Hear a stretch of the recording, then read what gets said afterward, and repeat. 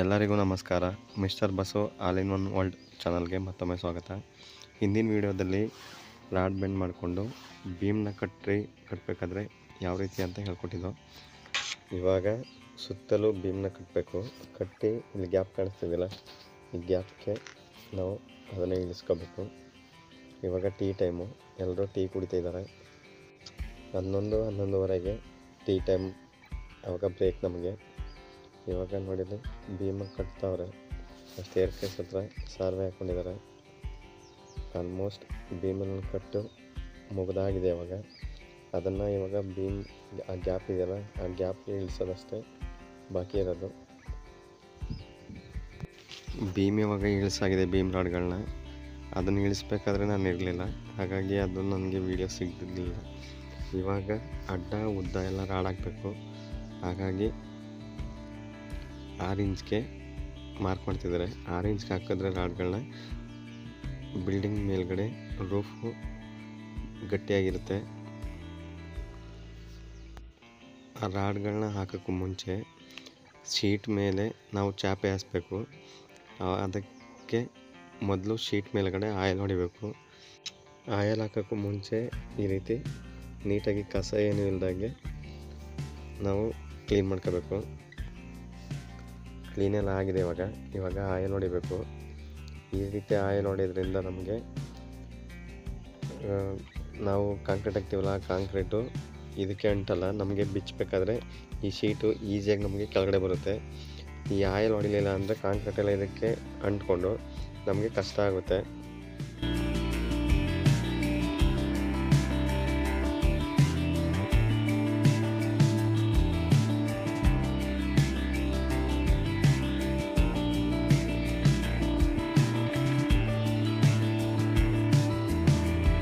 ಇವಾಗ ಆಯಿಲನ್ನು ಹೊಡೆದಾಯಿತು. ಇವಾಗ ಚಾಪೆ ಹಾಸ್ಬೇಕು. ಚಾಪೆ ಹಾಸೋಕ್ಕೂ ಮುಂಚೆ ಈ ಥರ ಪ್ಲಾಸ್ಟಿಕ್ ಕವರ್ಗಳನ್ನ ಹಾಕ್ಕೊಂಡು ಅದ್ರ ಮೇಲ್ಗಡೆ ಚಾಪೆಗಳನ್ನ ಹಾಸ್ಕೋಬೇಕು. ಈ ಥರ ಪ್ಲಾಸ್ಟಿಕ್ ಕವರ್ಗಳನ್ನ ಹಾಕಲಿಲ್ಲ ಅಂದ್ರೂ ನಮಗೆ ಚಾಪೆ ಈಸಿಯಾಗಿ ಬರಲ್ಲ, ತಗಡಿಗೆ ಅಂಟ್ಕೊಳ್ಳುತ್ತೆ. ಹಾಗಾಗಿ ಚಾಪೆ ಹಾಸೋಕ್ಕೂ ಮುಂಚೆ ಈ ರೀತಿ ನಾವು ಪ್ಲಾಸ್ಟಿಕ್ ಕವರ್ಗಳನ್ನ ಹಾಕ್ತಾರೆ. ಇವಾಗ ಪ್ಲಾಸ್ಟಿಕ್ನು ಹಾಕಾಯಿತು. ಇವಾಗ ಏನಿದ್ರು ಅದ್ರ ಮೇಲ್ಗಡೆ ಚಾಪೆ ಹಾಕಬೇಕು. ನೋಡಿ, ಇವಾಗ ಚಾಪೆ ಹಾಸೋರು ಬೇರೆ ಇರ್ತಾರೆ. ಇವರು ಕೇರ್ಪೇಟೆಯಿಂದ ಬರ್ತಾರೆ, ಇಲ್ಲಿ ತನಕ ಬರ್ತಾರೆ, ನಮ್ಮ ಸೈಡ್ ತನಕನೂ. ಈ ಚಾಪೆ ಹಾಸಿದ್ರೆ ಸೆಂಟ್ರಿಂಗ್ನವ್ರಿಗೆ ಸುಲಭ, ಯಾಕೆಂದರೆ ಶೀಟ್ಗಳೆಲ್ಲೂ ಆರಾಮಾಗಿ ಬಿಚ್ಕೋಬೋದು. ಯಾವುದೇ ರೀತಿ ಗಾರೆ ಆಗಲಿ ಸಿಮೆಂಟ್ ಆಗಲಿ ಏನೂ ಉಂಟಲ್ಲ, ಈಸಿಯಾಗಿ ಕೆಳಗಡೆ ಬರುತ್ತೆ. ನಮಗೆ ರಿಸ್ಕ್ ಆಗಬಾರ್ದು ಅಂತ ಈ ರೀತಿ ಮಾಡ್ಕೊಳ್ತಾ ಇರೋದು.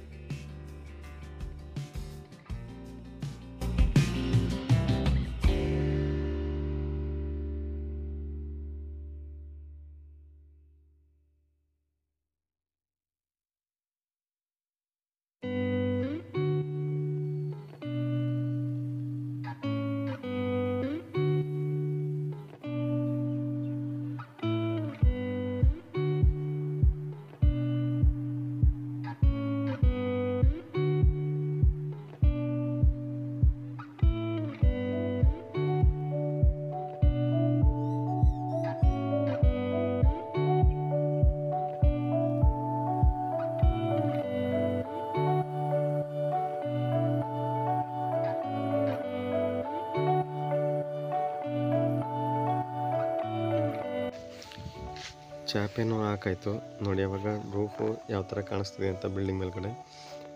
ಈಗ ನಾವು ಕೂಡ ಮಾರ್ಕ್ಗಳನ್ನು ಮಾಡ್ಕೊಂಡಿದ್ದೀವಿ 6 ಇಂಚ್ಗೆ. ನಾವಲ್ಲಿಗೆ ಈಗ 10 mm ರಾಡ್ಗಳನ್ನ ಹಾಕಬೇಕು. ಇವಾಗ ನಾವು ಮೊದಲು ಅಡ್ಡ ಹಾಕ್ತಾಯಿದ್ದೀವಿ. ಆ ಕಡೆ ಈ ಕಡೆ ಬೀಮ್ ಹತ್ರ ಮಾತ್ರ ಮಾರ್ಕ್ ಮಾಡ್ಕೊಂಡಿದ್ದೋ, ಮಧ್ಯದಲ್ಲೆಲ್ಲೂ ಮಾರ್ಕ್ ಆಗಲಿಲ್ಲ. ಹಾಗಾಗಿ ಆ ಕಡೆ ಈ ಕಡೆ ಇದ್ದಂಥ ಮಾರ್ಕ್ಗಳನ್ನ ಟೈಟಾಗಿ ದಾರಗಳನ್ನ ಎಳೆದಿಟ್ಕೊಂಡು ಈ ಥರ ಎತ್ಬಿಟ್ಟಾಗ ಅದು ಕರೆಕ್ಟಾಗಿ ಎಲ್ಲಿ ಕೂರುತ್ತೆ ಅಲ್ಲಿಗೆ ಮಾರ್ಕ್ ಮಾಡ್ಕೋಬೇಕು. ಅದಾದಮೇಲೆ ನಾವು ರಾಡ್ಗಳನ್ನ ಅದ್ರ ಮಧ್ಯದಲ್ಲಿ ಹಾಕ್ತೀವಿ.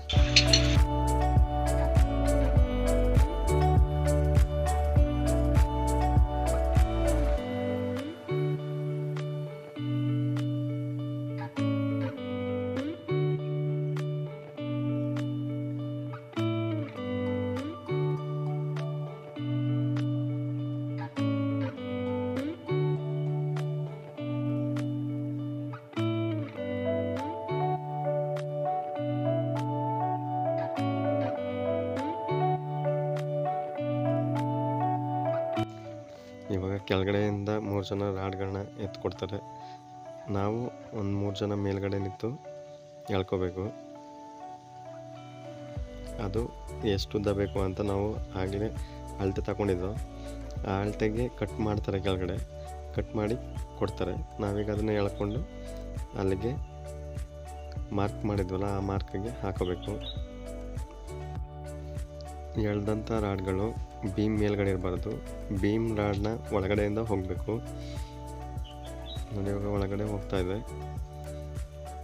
ಆ ನಾವು ಮಾರ್ಕ್ ಮಾಡಿದ್ವಲ್ಲ ಅದೇ ನೇರಕ್ಕೆ ಹಾಕೊಂಡು ಬರ್ತೀವಿ. ಮೊದಲು ಎಲ್ಲನೂ ಹಾಕೊಂಡು ಬರ್ತೀವಿ.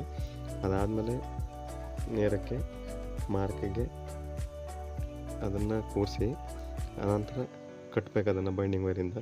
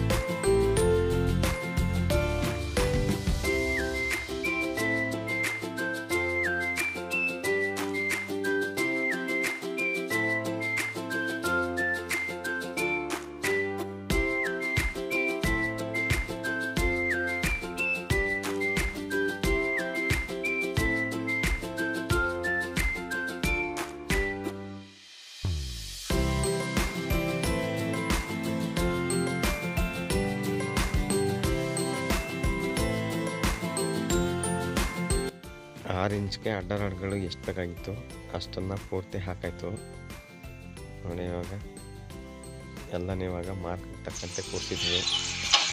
ಮತ್ತು ಉದ್ದ ರಾಡ್ಗಳು ಇವಾಗ ಆವಾಗಲೇ ಅಡ್ಡ ಹಾಕಿದೋ, ಇವಾಗ ಉದ್ದ ಹಾಕಬೇಕು. ಮತ್ತು ಅಡ್ಡ ಬೀಮ್ ಮೇಲೆ ಮಾರ್ಕ್ ಮಾಡಿದಂಥ ಮಾರ್ಕ್ ಮಾಡ್ಕೊಂಡೇ ಹೋಗ್ತಾಯಿದ್ವಿ.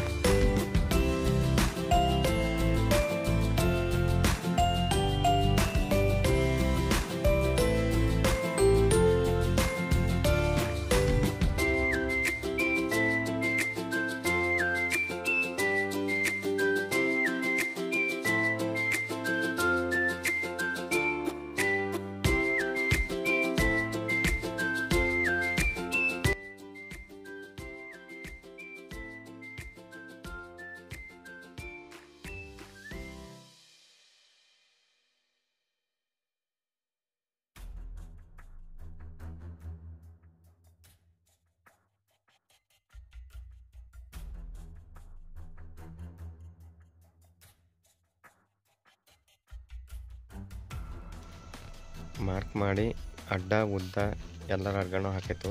ಇವಾಗ ಕಟ್ಕೊಂಡು ಬರ್ಬೇಕು. ಇವಾಗ ಬೈಂಡಿಂಗ್ ವೈರಿಂದ ನೋಡಿ, ಇವಾಗ ಬೈಂಡಿಂಗ್ ವೈರಿಂದ ಕಟ್ತಾವ್ರೆ. ಕಟ್ಟಾದ್ಮೇಲೆ ಲಾಸ್ಟ್ ಎಂಡಿಂಗ್ದು ಕ್ರ್ಯಾಂಕ್ ಹೊಡಿಬೇಕು. ಈ ರೀತಿ ಹೊಡೆಯೋದ್ರಿಂದ ಗಾರೆಯ ಕಾಂಕ್ರೀಟ್ ಲೋಡು ಕೆಳಗಡೆಗೆ ನೀಟಾಗಿ ಹಿಡಿಯುತ್ತೆ ಅಂತ ಈ ರೀತಿ ಹೊಡಿತಾರೆ. ಈ ರೀತಿ ಕ್ರ್ಯಾಂಕ್ನ ಹೊಡ್ಕೋತಾರೆ.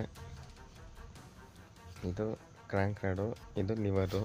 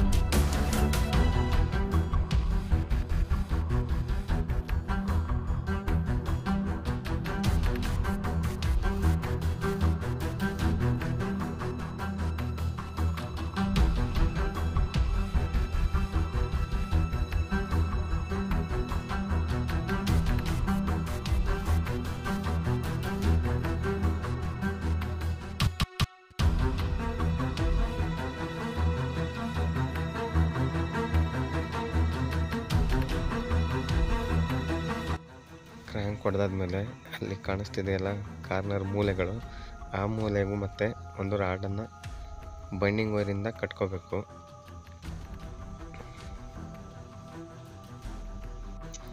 ಇವಾಗ ಬಿಲ್ಡಿಂಗ್ ಮೇಲ್ಗಡೆ ಇದ್ದಂಥ ರಾಡ್ಗಳು ಕ್ರ್ಯಾಂಕ್ ಬೆಂಡಿಂಗು ಎಲ್ಲನೂ ಮುಗೀತು.